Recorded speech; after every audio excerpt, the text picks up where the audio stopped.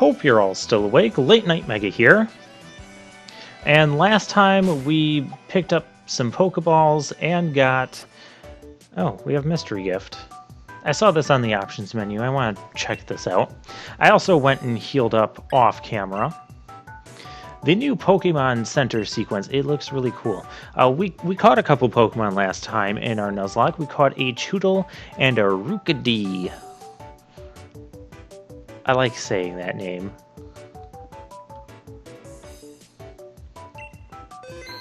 Okay, what's this mystery gift going to do? I don't even know what we're gonna get. Gigantamax Meowth gift. Okay, I'll receive that.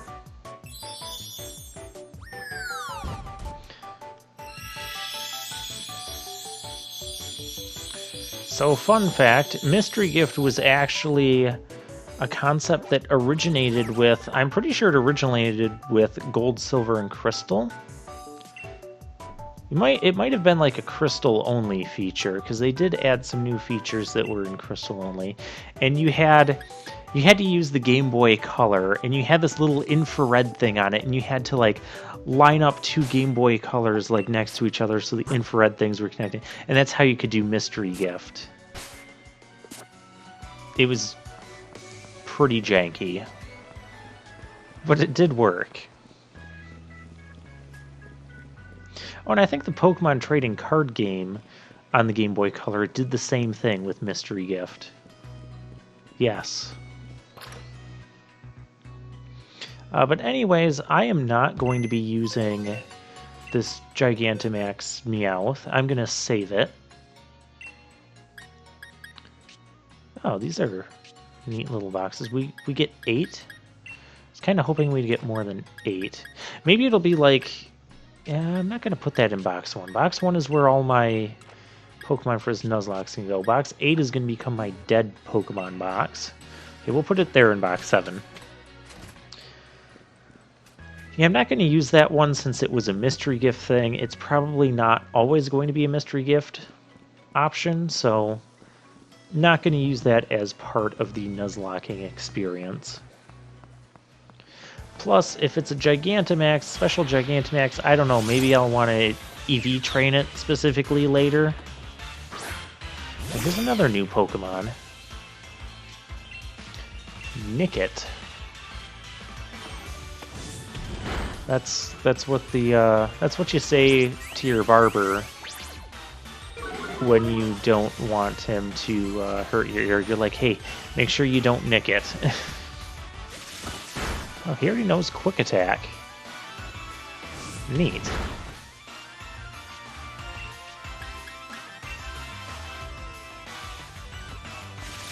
Well, I have Quick Attack as well. I like how you run up to a Pokemon and then you like just disappear just before attacking and reappear. It's getting all Dragon Ball Z up in here. Oh, there's a... We surprised something, but it wasn't that fox. What did we just run into? Blipbug. Oh, that must be our new basic bug-type Pokemon here. That's neat. Wow, we can't even one-shot that with Ember? Oh, Struggle Bug. That lowered our special attack. Okay, so we'll resort to Quick Attack.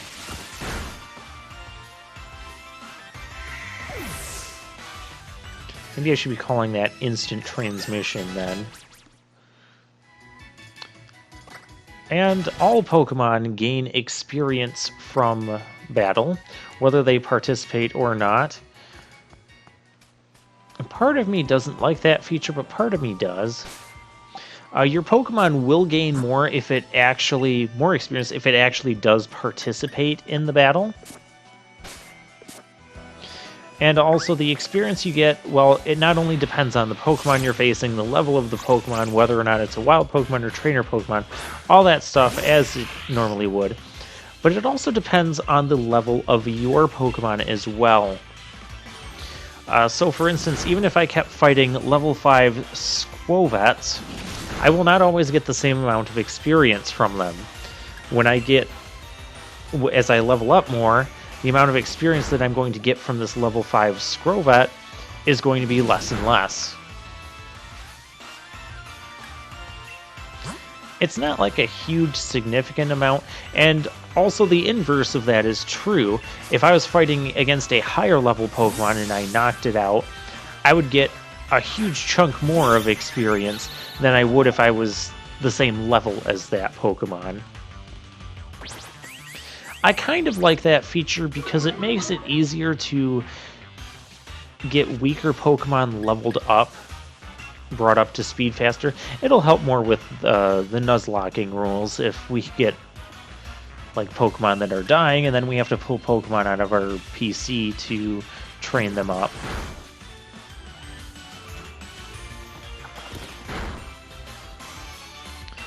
Let's go ahead and use this Rookidee here. A Nose Peck as a nice flying stab type attack. Oh, really? We're getting, like, trashed by this thing.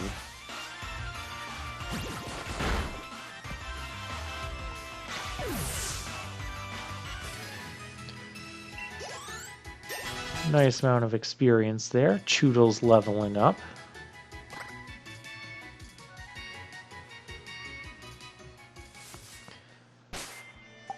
And yeah, we're gonna put Scorbunny back in front.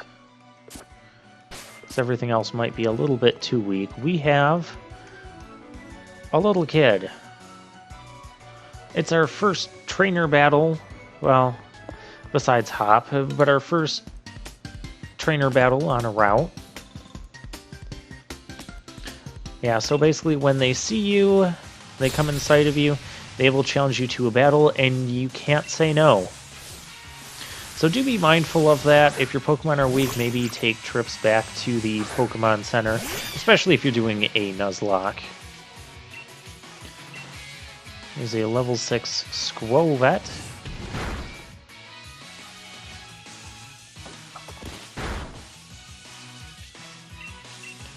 Okay, couple more embers and we should have this guy.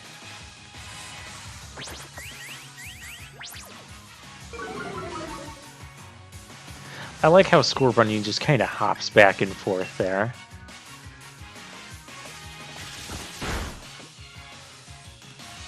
Went for the quick attack there just in case. I don't know if he gets quick attack, but I didn't want him quick attacking me when he had a tail whip on us already.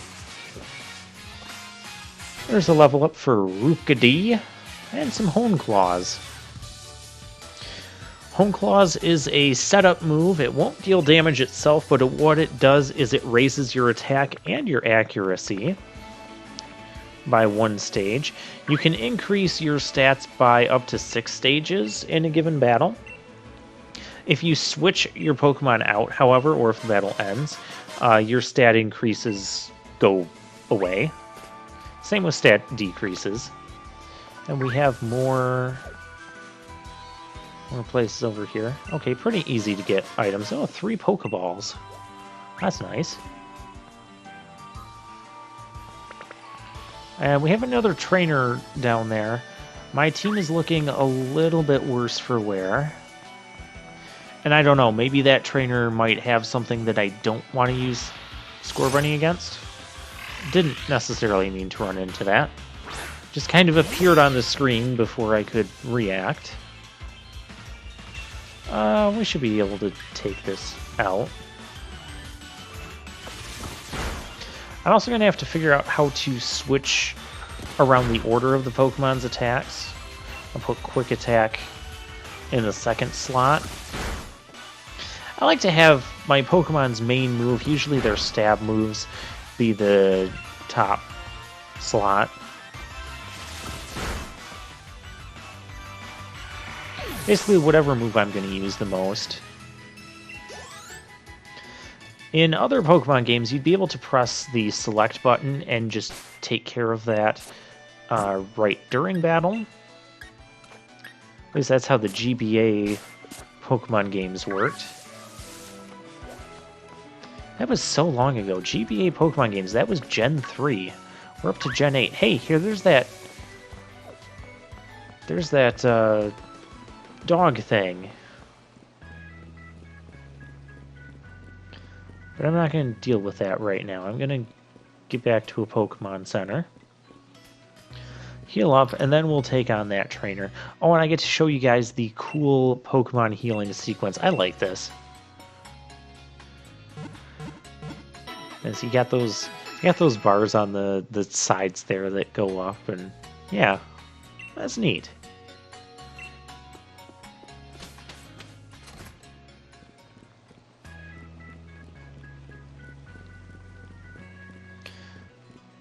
Alright, back to where we were with Route 2.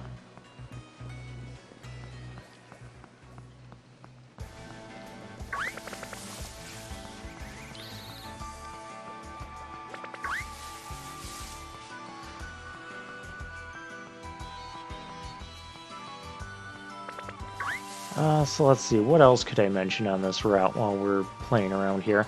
My first ever Nuzlocke attempt, it didn't go very well for me. It was actually Pokemon Emerald.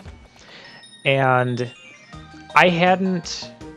Well, I got to the first gym. I had a team of 6 Pokemon. And I believe I picked Trico as my starter. The problem was I underestimated the level that Gym Leader Roxanne was going to have her Pokemon. And by like several levels. And as a result, I ended up losing like 3 of my Pokemon to her rock types. And it was really bad. Maybe it was even more than 3 levels, I don't know. But yeah, I lost 3 of my Pokemon in that battle, and then I just kind of gave up on the Nuzlocking and the Nuzlocke concept for a little bit. And then I tried my luck with Pokemon Fire Red, since that was a game I knew better. And I got up to Brock. I chose Charmander. And Charmander learns Metal Claw in that game. So I'm like, okay, that's a weapon that you can use against Brock's rock types. Well, it didn't do as much damage as I had previously remembered it doing. And I still lost to Brock because I had a Bug type and a Flying type and a Charmander. And it didn't go well. But after that, what I've been doing for Nuzlocke is I have been making myself a chart of the gym leaders' Pokemon levels, and I use those as kind of benchmarks so that I don't end up severely underleveled. And so I did that with Pokemon Shield. So this isn't going to be a completely blind Nuzlocke. Oh, we got Bite. And I did watch a couple other... I did watch another YouTuber. I watched like up to the first Pokemon gym, roughly. So I know a little bit what to expect going into some of these early areas, but that's about it. And naturally, I know some of the Pokemon the gym leaders and Elite Four have. Again, just because I want to check out their levels, I don't want to walk into something and be like, hey, I'm like 5 to 7 levels under-leveled, that's really bad. Oh, hey, here's that bug thing again.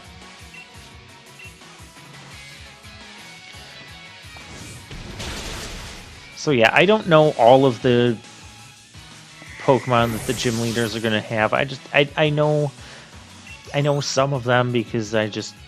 You know, it was right next to the Pokemon level. You know, how am I not going to notice that? So.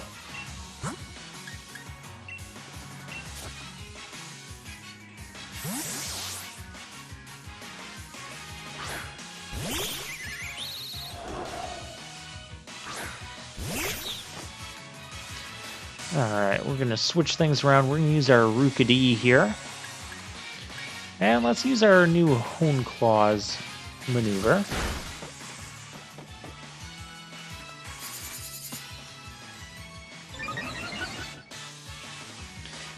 Now when it comes to the options of either raising your attack power or lowering your opponent's defenses, I would much rather raise my own attack power.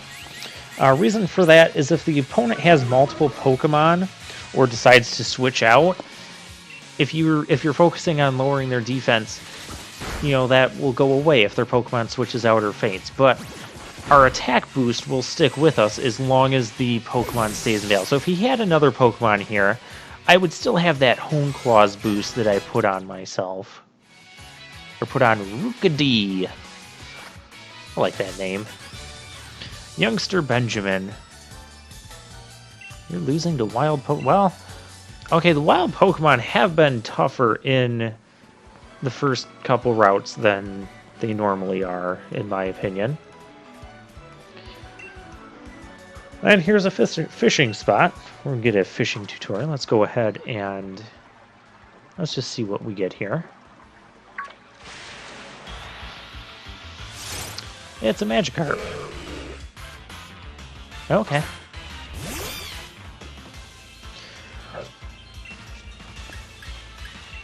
Another thing I might possibly do, I'm going to try not to do it, but I might make some exceptions as well, is if I find like a really rare Pokemon, I know some of the rare-ish Pokemon in this game, if I find some of them, but I've already caught a Pokemon for that route, I might go ahead and try capturing the rare Pokemon anyways. An example of that might be like an Eevee. Reason for that being, I won't use it in the Nuzlocke or for the Nuzlocke, but I'm going to be doing competitive battling after this Nuzlocke. I'm actually excited for the competitive battling again, which I haven't been for the last couple generations of Pokemon. Ooh. Okay, so there's no more like item finder thing, and there's just like sparkly spots on the ground we have to look for. I like that feature. Because in my opinion, having to pull out an item finder and sometimes you just get like this general beep in certain directions and it doesn't really give you the location or give you enough info for that. So just give us the sparkly spots on the ground. I'm cool with that. I do like some of the changes that the newer generations have made to the basic adventure. Magnolia. Is that even a type of tree? The professors are supposed to be named after trees. Is there a magnolia tree? I'm not that big of a tree expert. I just know that oak and elm and birch and juniper are all trees.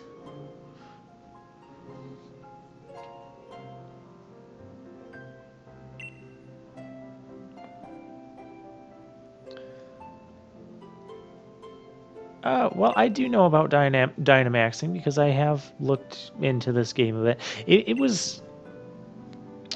I'll admit, I was kind of turned off by the idea of Dynamaxing at first, but when I saw it, once I saw it in action enough, I think it's an okay mechanic.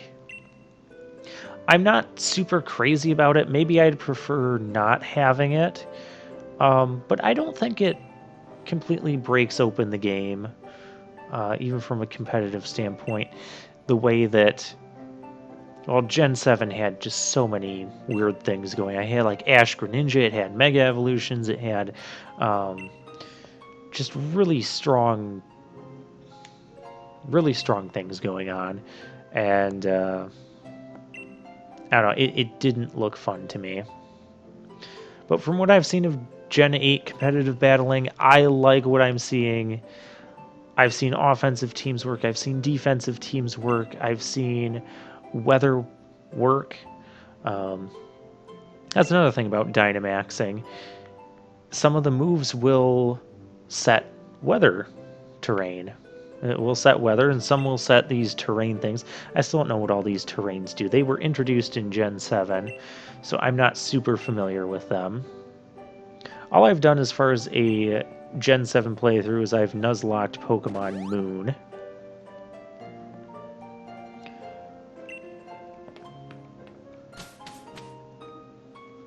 Alright, so let's explore this house.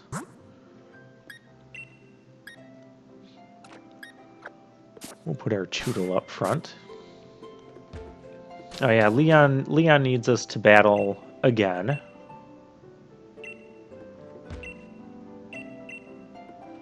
Before he will endorse us.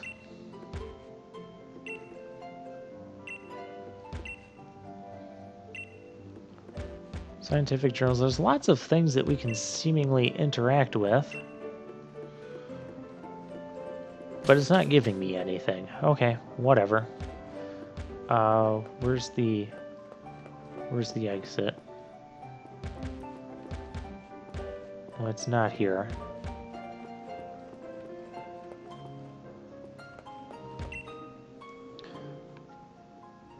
Do what plants would want.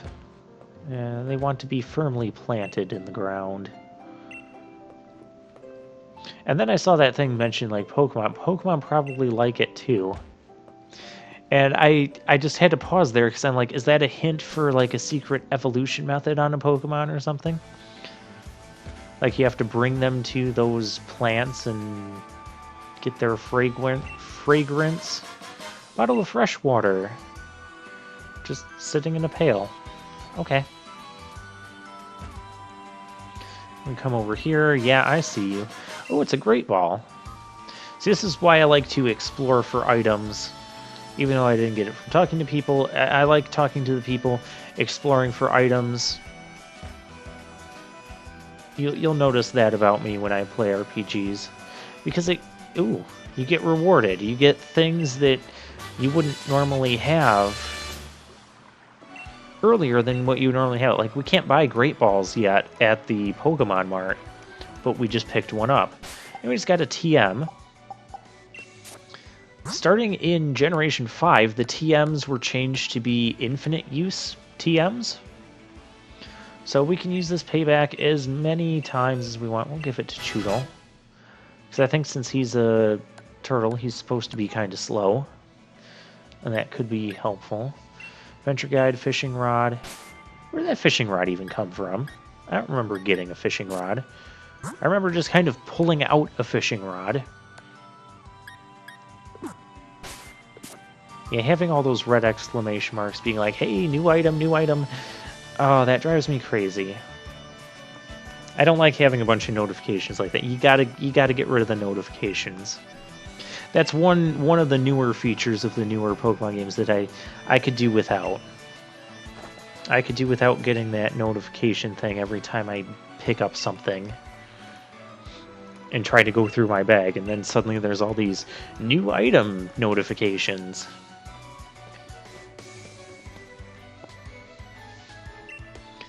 Alright. The reason I'm unbeatable is because I learned from every battle, blah blah blah. Let's get to the battle.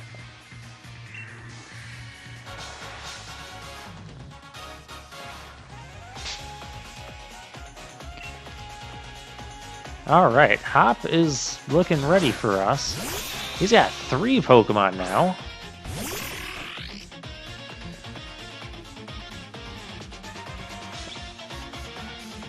Alright, he's got a level 6 Wooloo.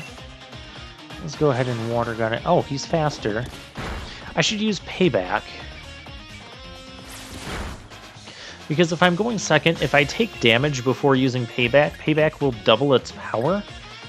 Ah, there you can see what the moves do.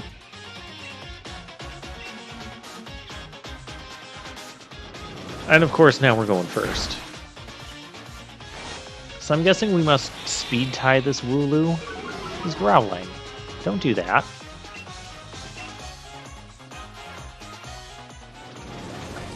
He still wants to go faster. We still want to go faster. Really? Alright, well, let's just finish him off with Water Gun. Water Gun's not going to be affected by Growl, since it's a special type of attack.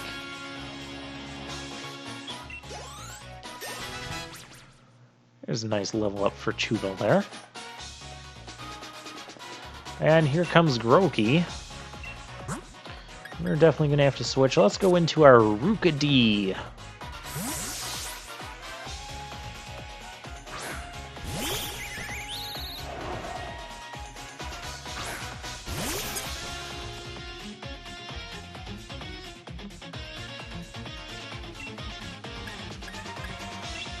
Alright, we'll use our Hone Claws. Your green power. Yeah, that didn't look too strong.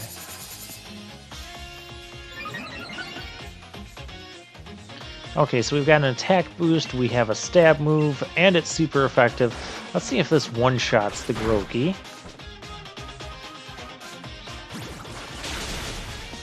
Oh, so close. Yes, I've learned my type matchups. Oh, that was even a critical hit. That's going to trigger some special dialogue there from Hop.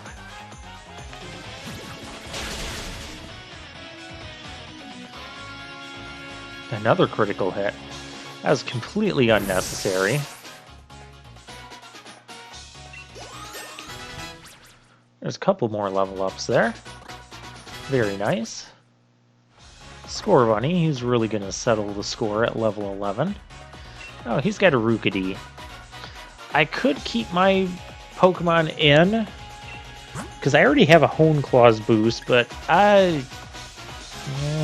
he's under half health. That's usually the time in a Nuzlocke where you need to start being a little bit more cautious.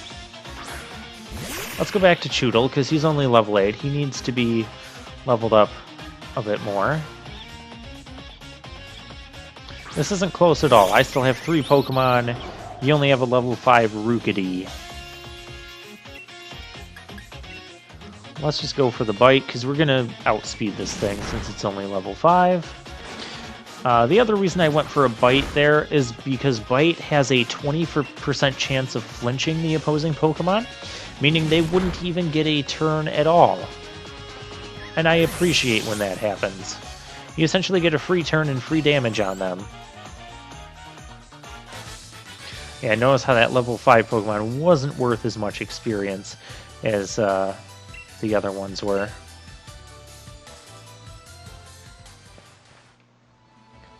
Your Pokeball throw perfect. Yeah, because that's what matters in a battle. At least you have your priorities straight.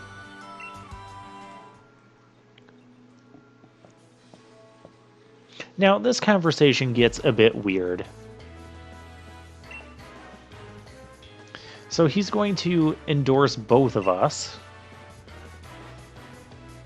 Now, why do you need an endorsement to take on the Gym Leader Challenge? Like,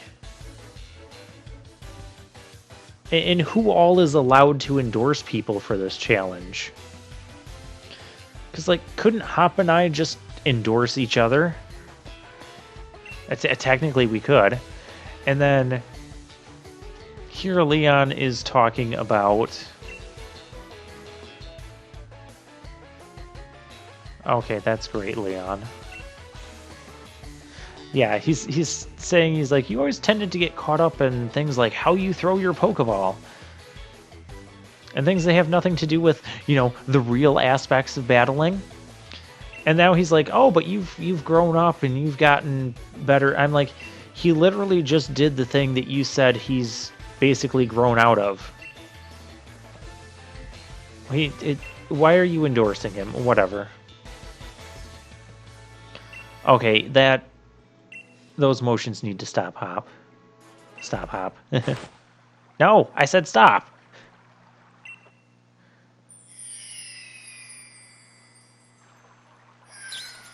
Oh.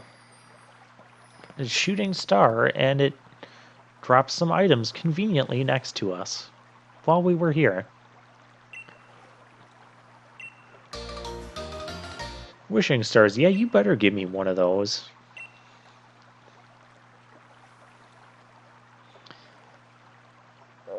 Huh, my dreams can come true.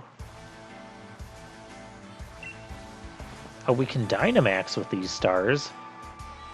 Well, very convenient that we're getting them here and now.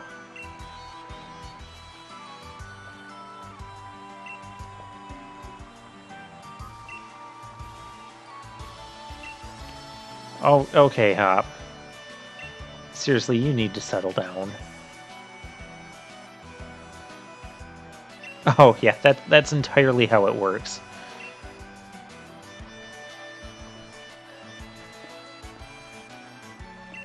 You do know that I just got one of those wishing stars too, so if I wish 4 times that I become champion, does that mean my wish is going to trump yours?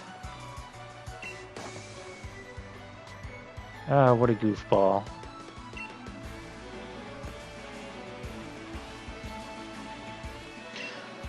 I thought these stones just allowed us to do that, or do they have to be... Do they have to be, like, made into something? We're probably gonna get some sort of bracelet.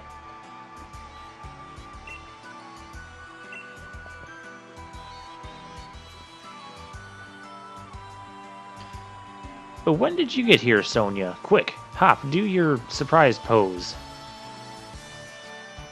Your scared/surprise pose. Oh no, he's gonna do that pose instead. Okay.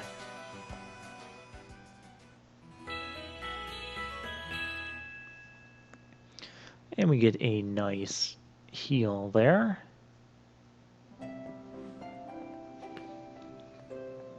Time for our adventure to truly start.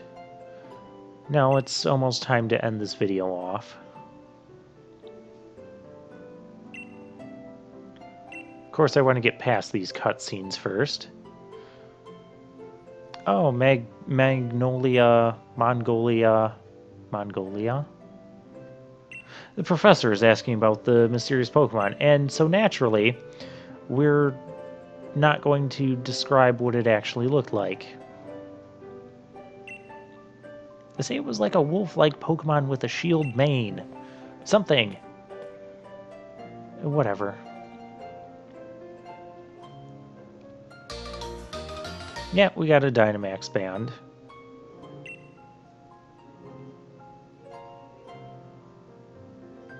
Okay, so we have to be at a power spot, apparently.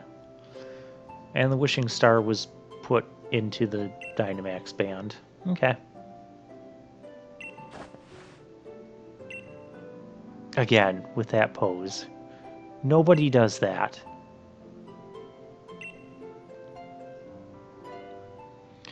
Number of conditions that must be met to Dynamax Pokemon. Okay.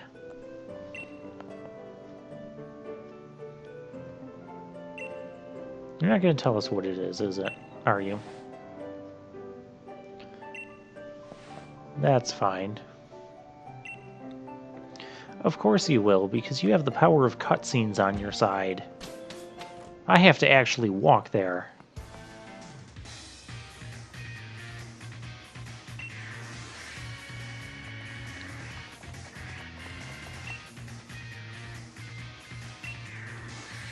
Oh, so we can sneak up on Pokemon. Or we can whistle. You need a fail-proof trick? Press the left stick. Like, the left stick is how I move. Could I not just press one of the multitude of buttons available to us to whistle? Whatever. I'll see you guys next time.